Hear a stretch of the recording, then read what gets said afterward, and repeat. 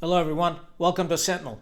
As you all know, the Defense Secretary Hexet is doing an investigation on what exactly happened in Afghanistan and who is responsible. So I want to discuss this with all the viewers today. But before I do that, I just want to remind everybody to make sure you hit a like, subscribe, and forward the channel to your friends, loved ones, and neighbors, and obviously dogs, cats, and the fish. The second admin note that I want to talk about is, we had this discussion about me grooming my own beard and my own hair. And a lot of people told me, don't worry about it. And I kind of agree with them because I'm not really worried about it. But then as part of that discussion, another thing popped up. Somebody wanted to know what kind of ink do I have. It took me a while to figure out what the hell they meant by what kind of ink do I have. What they meant was what kind of tattoos do I have. Well, that's getting into some serious personal business, is it not? But nonetheless, I believe in transparency. I have zero tattoos or zero ink. And quite frankly, I just don't care for them. It doesn't bother me that other people have them, but I personally didn't want to get inked up. This is just not my thing. I know a lot of people have, death before dishonor, bulldogs, USMC tattooed all over them, and that's fine. It works for them. For me, I've got it in my heart, and that's what matters to me the most. So I hope that answers your question and puts this ink tattoo conspiracy to rest. Now let's talk about Afghanistan and the investigation. Just as background, I've done multiple tours in Afghanistan. I was one of the first Marines to be on the ground in 2001. And helped to open the embassy. I was involved in getting the Marines from Task Force 58 into Objective Rhino. Was with them when we went to Kandahar. Did several specialized missions because of my language and cultural skills. And then went back as a battalion commander. And then after I retired, I was also involved in Afghanistan at multiple levels. So I've got deep knowledge of Afghanistan, so I can talk to it as an expert. So I just want to give my perspective of the Afghanistan withdrawal.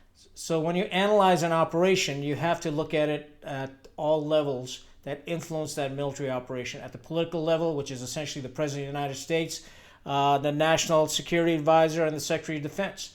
They make the political decisions and the political objectives. Then you have to look at it from the strategic level, which is essentially the Secretary of Defense and the Chairman of Joint Chiefs of Staff and the combatant commander. And then you have to analyze it from the operational and the tactical level, which is essentially the combatant commanders and the forces assigned to them. So what happened at the political level was President Trump in 2020 negotiated a peace deal with the Taliban. And this whole discussion started out in 2019. There were multiple meetings in Qatar by Zalmay Khalilzad, who was a negotiator on behalf of the United States, Michael Pompeo, who was also the director of CIA and also the Secretary of State at the time. So this whole deal was negotiated on February 29th. The deal was signed, and the U.S. agreed on an initial reduction of force level from about 13,000 to 8,000 within the first 135 days of the agreement. And then followed by a full withdrawal 14 months later, which was essentially around July of 2021. The United States also committed to closing the 5 military bases within the first 135 days and to end the economic sanctions. Taliban also had commitments and they promised not to allow Al-Qaeda or other terrorist groups to operate in the areas they control. Then there were supposed to be intra-Afghan negotiations between the Afghan government and the Taliban to come to some sort of a mutual agreement for peace. The U.S. and the Afghan government also agreed to release 5,000 Taliban prisoners that were being held in exchange for about 1,000 Afghan government personnel that the Taliban were holding. And there was a deal that there was going to be a reduction in violence across Afghanistan. Well, that never really happened because actually, if you look at it, the violence actually went up. 45 days after the agreement was signed, the Taliban had already conducted over 4,500 attacks in Afghanistan, an increase of more than 70% compared to the same period of the previous year. More than 900 Afghan security forces were killed, which was about 520 in the previous year. So, the U.S. intelligence still believed that the Afghan government would withhold once the U.S. troops withdraw. Now, this was a fatal error at the political level. And what happened was, so President Trump leaves office, President Biden comes in, and he maintains the course. He just extended the deadline of the withdrawal to end of August to coincide with the 9/11 anniversary in 2021. The main criticism I have at the political level was there's no enforcement mechanism, right? So the deal was signed, the Taliban is just doing whatever the Taliban does. The Afghan government's got no impetus for a peace settlement with the Taliban, and the U.S. is really focused on getting all its forces out of Afghanistan. So this agreement lacked clear enforcement tools to hold the Taliban accountable. The fatal error really was the exit was time-based rather than event-based. It should have been that certain conditions had to be met before the U.S. started pulling troops out of Afghanistan and before the U.S. started handing over bases. Now, you got to also remember another fatal error that I feel that happened was by handing Bagram back to the Afghan forces before the complete withdrawal had happened. That was a fatal mistake. And the reason for that was because, all our smart guys weren't really thinking and they hadn't really read history. Afghanistan is a strategic location. It always will be. I fundamentally believe eventually we're going to end up back there again. And we didn't pay attention to history. And what I mean by that is the U.S. base in Guantanamo Bay, Cuba. We signed, a lease for that base. And that's how, after the Cuban Revolution, we maintained the presence in Guantanamo Bay because we had a legal right to be there after the Spanish-American War. So consequently, we could have done the same thing in Afghanistan. We should have retained Bagram and done a lease with the Afghan government, and maintain our presence there on that base. That allowed us to have, intelligence capabilities and allowed us to have an air base in theater. And also, it would show the Afghan government that we had a long-term commitment with very little U.S. presence supporting that base. So I think that was a really poor decision at the political level. There's a lot of critics out there that are blaming President Trump for the withdrawal deal, and they're partially right. But the reality is this: President Biden and his advisors could have changed the Taliban deal any way that they wanted. There'd been precedents set. President Obama, if you harken back to 2015, had signed the JCPOA, the Joint Comprehensive Plan of Action, with Iran for their nuclear program. And when President Trump came in, he didn't like it, so he withdrew from that agreement. And Biden could have certainly withdrawn because the Taliban didn't meet the conditions. They didn't reach a peace agreement with the Afghan government. And President Biden could have delayed it, could have modified it, could have done anything he wanted. But the notion that, just because President Trump signed it and I had to do it, I'm not sure I buy that horse shit. It's a president's responsibility. The buck stops at the end of the day with the administration that conducted the withdrawal. Withdrawing U.S. forces from Afghanistan was the right decision, but how we conducted the withdrawal was the problem. And that's where the Biden administration and his advisors of generals are responsible. And they handled this whole program terribly. The being is they had several months to plan this withdrawal out. But they made some false assumptions that the Afghan government's not going to fall, that the Afghan National Army is going to hold in place. And Biden kept saying that all the way to the end. So Afghanistan's got like 34 provinces. And right around when these negotiations were happening, everybody commonly knew in the region that 28 of these provinces were underneath Taliban control. And we were in denial. We just didn't believe the fact that Taliban had surrounded Kabul.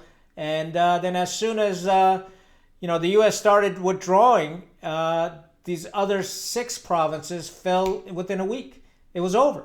And then panic set in. And rather than us having mechanisms in the agreement and negotiations with the Taliban in Qatar, because negotiations were still happening, we should have had mechanisms set in place that the embassy will remain open. Taliban is responsible for protecting the embassy. And the Taliban is responsible for ensuring that the embassy is safeguarded. And unfortunately, once we gave up Bagram, we relied on on Kabul airport. So that was a fundamental problem. But you had to be an idiot to not believe that the Taliban had literally taken over the entire country. The other the error that we made was that there was no mechanism or there's no impetus for the Afghan government to have a peace deal with the Taliban. And they sort of hemmed and hawed about it. And although there were meetings, but they never came to some sort of mutual agreement in terms of power sharing. The Taliban didn't recognize the election. Also within the Afghan government, they were having problems, divisiveness, because they had to do a power sharing agreement with President Ghani and Abdullah. So there were problems there also. So they were in a very weak and untenable position. So those were the fatal policy decisions. One was the withdrawal was time-based rather than event-based. I fundamentally agree that we should have withdrawn forces. I certainly don't criticize, that decision. But how we went about in the withdrawal, I criticize that, and that's very important. And it's important because when the Biden administration came in, there was continuity there, and the reason I say that is because General Dunford was the chairman of Joint Chiefs of Staff, all the way to the end of September in 2019. And you got to remember, in September of 2019, President Trump had initially invited the Taliban to Camp David to have meetings, which he later on canceled. So General Dunford was privy to all this stuff. And General Dunford was also commander of ISAF forces in Afghanistan in 2013, 2014. So he knew Afghanistan. And then he was also the chairman of Joint Chiefs of Staff when these negotiations are happening. General Milley in October of 2019 takes over as chairman of the Joint Chiefs of Staff and was the chairman when the Biden administration came in. So you got to keep that in the back of your mind.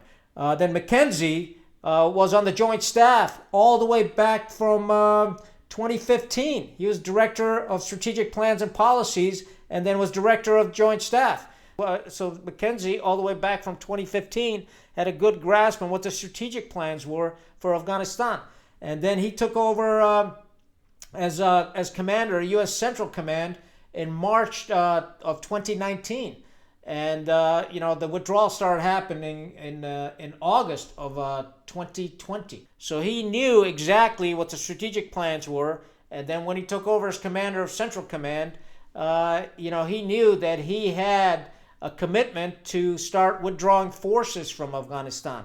Now, at the same time, there's one general officer who was, General Austin Miller. He was commander in Afghanistan as a four-star from 2018 to 2021 in July, when he handed over his command, or the command ceased operations, and General McKenzie took over direct responsibility for Afghanistan. Now, the problem is this. Austin Miller did not want the withdrawal to happen. He was opposed to it, and he gave some very logical explanations for it. Now, if McKenzie, Milley, and Lloyd Austin had also been opposed to it, I'm pretty sure that Biden would have taken a step back and thought through this whole thing. But they weren't.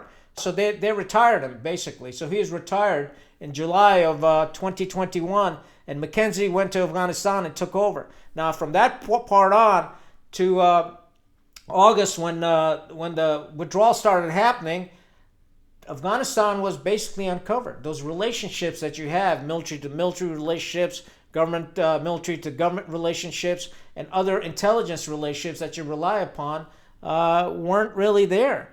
And McKenzie was more focused on the other areas of the Middle East, specifically, the threat that Iran posed and what was going on in Syria. So he took his eye off the ball. Now, remember this. He knew in the back of his mind that this withdrawal is coming, right? It was supposed to be completed by May, but Biden extended it out to August. So he was responsible for that. So that's the first thing you got to remember.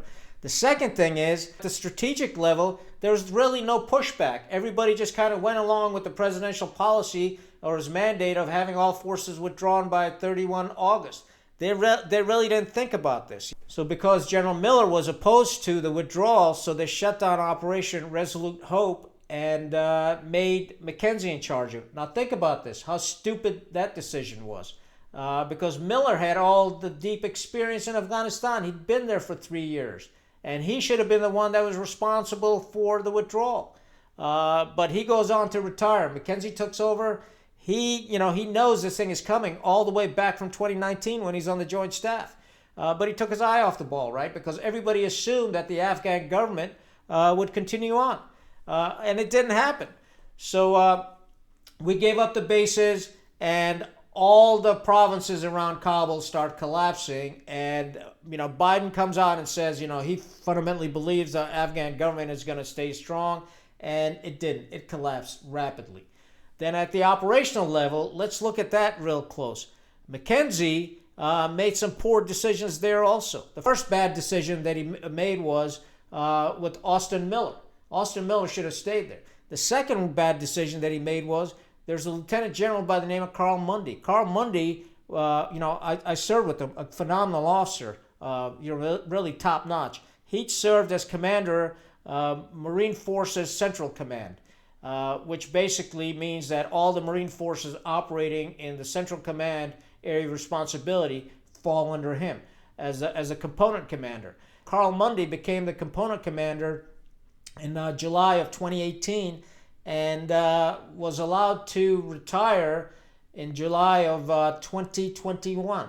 Now think about that. We all know that this operation is coming, that we have to get the U.S. forces out of there, yet we allow the component commander to retire, and in his place they put in a new component commander by the name of Major General Paul Rock. He was an aviator. Carl Mundy was an infantry officer.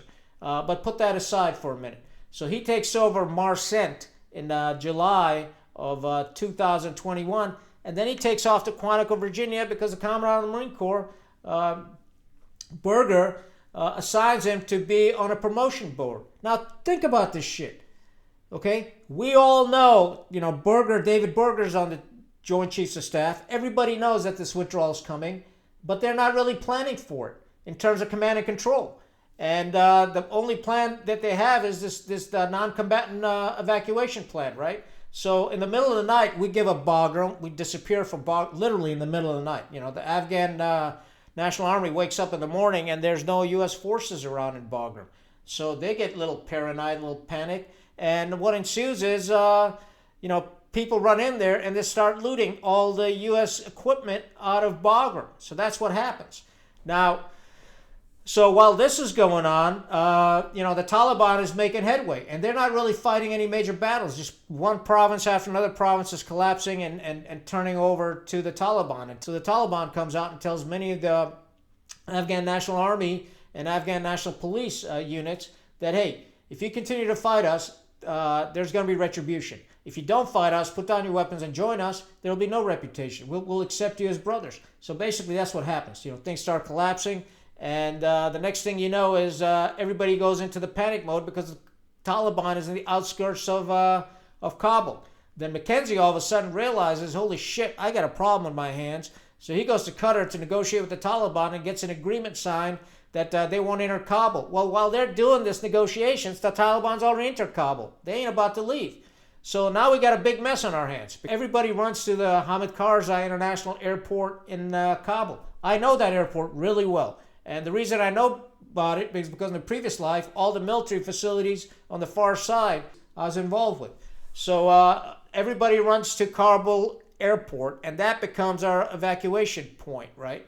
And big mistake. Now, let me tell you something. You don't need to be a 4-star general to figure this one out. A Lance Corporal could have figured out that evacuating out of Kabul Airport is going to be a nightmare. So now we come to the operational and the tactical level of this whole operation. And what happened there was, at Bagram Airport, you had standoff. You had 2 runways, and it was a massive facility. And, it was outside the city. That could be protected and guarded if we had retained Bagram as for withdrawal or signed a long-term lease for it as a U.S. base, rather than giving up all the bases for basically nothing to the Taliban. So that was an error, right? Kenzie claims in his book and his testimony to Congress that Bagram was indefensible. I say horse shit. Bagram was very much more defensible than Kabul. And the reason being is because the ANA is already there. And the ANA would have held the perimeter if we had stayed there. So that's the first point. The second point is for the Kabul airport, we ended up using the Taliban to provide perimeter security. Now think about that, okay? Mind-blowing stuff. So we could have also used the Taliban to shut down the access routes to Bagram or the ANA for that matter. So Bagram was far more defensible than Kabul was, because Kabul is literally in an urban city. There's high-rise buildings all around the runway and whatnot. And when the mobs start appearing and the Taliban takes the external checkpoints and starts beating up people trying to get to Kabul airport, it just turned into chaos. And the other reason it turned into chaos was this panic that we had. As soon as the Taliban started entering Kabul, we ran to the airport. We emptied out the embassy, we shut it down, and we ran to the airport. And that created a panic, a stampede in Kabul. Everybody said, holy shit, the Americans are running away. We're out of here too. So everybody, there's hundreds of thousands of people that showed up at Kabul airport, and that just added to the chaos and the confusion. We had to reinforce with more troops and sort of form an inner perimeter. And then the external perimeter was really manned by the Taliban. And there's no standoff whatsoever. None. Zip. So everybody is face to face. There's the Taliban and the crowds. There's crowds between the Taliban and the Marines and the soldiers guarding the perimeter of the airport. And it was just complete chaos that was happening. And then you talk about the rules of engagement. Now, according to testimony of several service members, they didn't really understand, or nobody had the authority to change the rules of engagement on the ground. The commanders didn't have that authority. Because Mackenzie held that authority. According to the testimony of one Marine Scout sniper, Sergeant Vargas Andrews, he claims that he saw the terrorists with the backpack within the crowd and asked permission to take him out, and he was told by his battalion commander he doesn't have that authority. And and then a few moments later, that bomb went off. I requested engagement authority while my team leader was ready on the M110 semi-automatic sniper system. The response: leadership did not have the engagement authority for us. Do not engage. I requested for the battalion commander, Lieutenant Colonel Brad Whited, to come to the tower to see what we did. While we waited for him, psychological operations individuals came to our tower immediately and confirmed the suspect met the suicide bomber description. He eventually arrived and we showed him our evidence, the photos we had of the two men. We reassured him of the ease of fire on the suicide bomber. Pointedly, we asked him for engagement authority and permission. We asked him if we could shoot. Our battalion commander said, and I quote, "I don't know," end quote. Myself and my team leader asked very harshly, well, who does? Because this is your responsibility, sir. He again replied he did not know, but would find out. We received no update and never got our answer. 13 Marines and a sailor were killed, over 40 injured, several hundred Afghans killed or injured.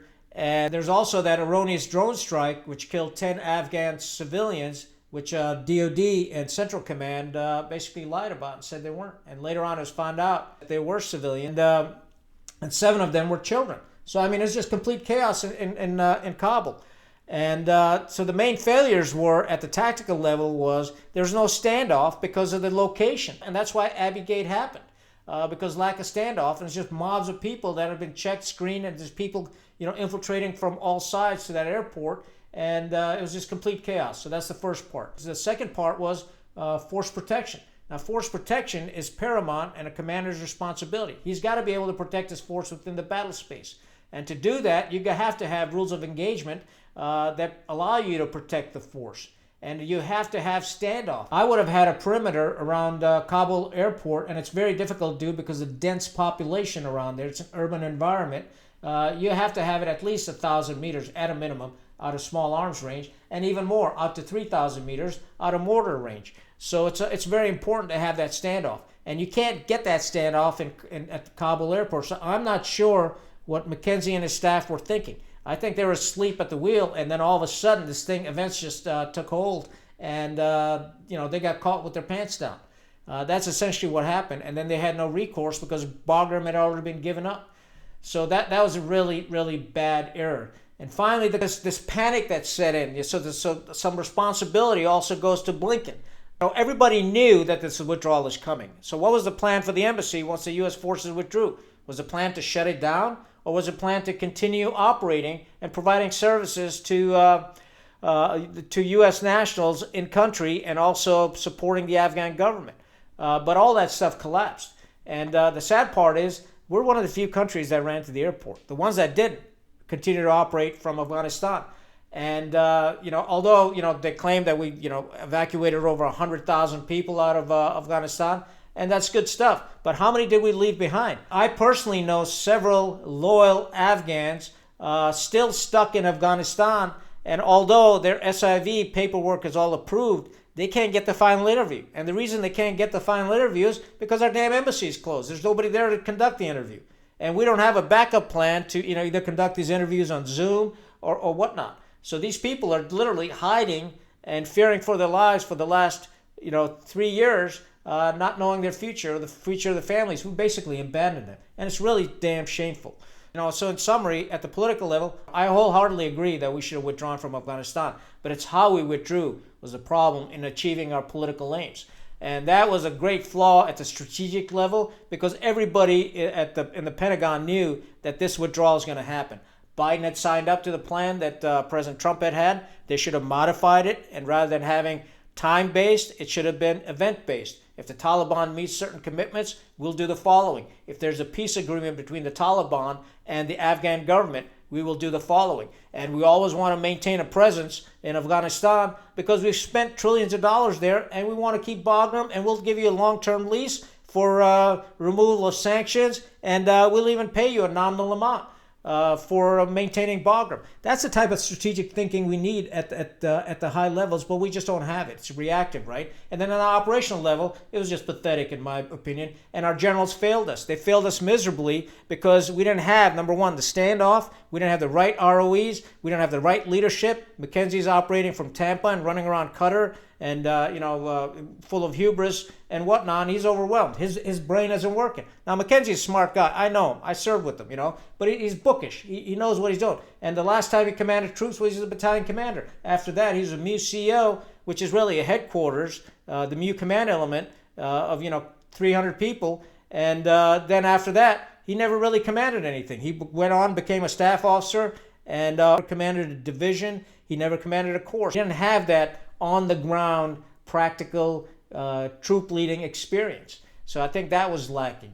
And it's very important that our commanders are not successful staff officers, but our commanders are successful commanders that have commanded at the higher echelons, just like General Kurilla has commanded all the way from a division to a corps, and now he's the replacement for Mackenzie. Now this is my assessment. I think that's where we went wrong. And sadly, by giving up Bagram, we were just heading down the wrong path. And General Austin Miller, I salute you because you stood your ground and you said this plan is going to fail. And unfortunately, you were right. And so I'm here to tell you that we've only seen the first phase of the Kabul debacle. This is going to have very broad strategic implications. And what I'm talking about is we don't know what's going to happen in 5-10 years. Is it going to become another safe haven for terrorists or people that want to attack the U.S. again from there? We certainly have to keep our eye on it. And unfortunately, we don't have the intelligence assets to be able to do that in country. And if we retained Bagram in a long-term lease status, as we did with Guantanamo Bay, I think it would really paid off dividends for the United States. And I would rather have a base in Afghanistan than many bases that we got going on in Europe. And maybe we could have swapped a less important base in Europe with Bagram to keep our costs down also, and our commitment and our resources. So I think that's important. So in conclusion, the next podcast, I've got an expert that's going to come and join us and discuss this. And his name is Colonel Christopher Douglas. He's been involved in Afghanistan and also Iraq, and was actually involved in Tampa with how the withdrawal was going and the subsequent investigations. So we're going to have him on as a guest. I think it'll be a good discussion to have from somebody who really knew the inner workings of what transpired at Central Command and why did we fail operationally and tactically. So I think Trump was absolutely right in terms of, he's had enough, he's pulling out. Good decision. How it was executed is really embarrassing in my mind because we should have done better given the totality of that. We'd been there for 20 years. We knew the environment. We had officers that spent their entire career coming up in Afghanistan but we underestimated the enemy, as we normally do, and we overestimated our capabilities. And, in my opinion, the embassy should have never closed, probably gone down to essential staff and reinforced, with Marines, and maintained our presence in Kabul, and also maintained our presence in Bagram in collaboration with the Afghan National Army. And if we'd done that, in conjunction with having a peace agreement between the Afghan government and the Taliban, but we would have had, this jewel in the crown, which was always Bagram. Unfortunately, this jewel in the crown, where we spent, thousands of lives were lost and trillions of dollars were spent, and we just gave it away, which is kind of sad, in my opinion. And it's also foolish. And frankly, I wouldn't have done that. I would have tried to get more out of the Taliban in that negotiations, and it wasn't really theirs to ask for, because we had an Afghan government in place, and we should sign an agreement with them and then hold them responsible for that agreement. And that should have been part of the peace agreement. Hey, we got a lease for Bagram, and we're not giving it up. You like it or not? If you don't like it, go away. We'll keep pounding the shit out of you. I mean, that's the language they understand. And I know how these people think. I've fought with Afghan militias. I've talked to Afghan Taliban. I've negotiated with them. But fear is a factor when it comes to negotiating with people in that part of the world. And unfortunately, when you send these bunch of what I call as Poindexters out there to represent the United States, they get taken advantage of.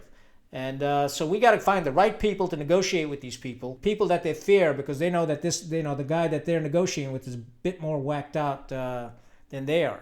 So just to share a vignette with you how to negotiate with these people, out of sign of respect, I'd always unholster my pistol and put it on the table, and it had a red dot on it, and I'd nonchalantly turn on the red dot, and this red dot would be aimed at the guy's chest, and I would quite frankly just give him, hey, you got option A and option B, and I would tell you to take option A. That's the best option you're going to get, because there's also an option C that I really can't talk about. So my advice is take option A. And you know what? Worked every time. They always listen to you, because they know there's the uncertainty of what would happen. And that uncertainty should have been, hey, if you don't accept our terms, we'll agree to all this, the rest of the stuff, right? We'll withdraw the American forces, but we ain't leaving Bagram because we have a lease. It's really that simple. We're keeping it. And if you work it out between, the Taliban and the Afghan government, whatever you guys work out in terms of the peace settlement between the two of you, then we'll continue to withdraw our forces. That's ultimately our aim also. But the notion that we're just going to pack up and leave and give you everything, all the equipment and stuff, is absurd. Unfortunately, politically and strategically, we weren't thinking about keeping Bagram as an asset in Central Asia.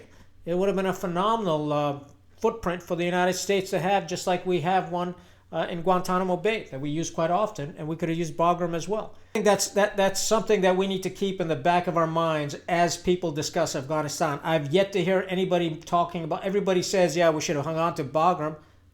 I want to take it a step further and say we should have held on to Bagram just like we held on to Guantanamo Bay.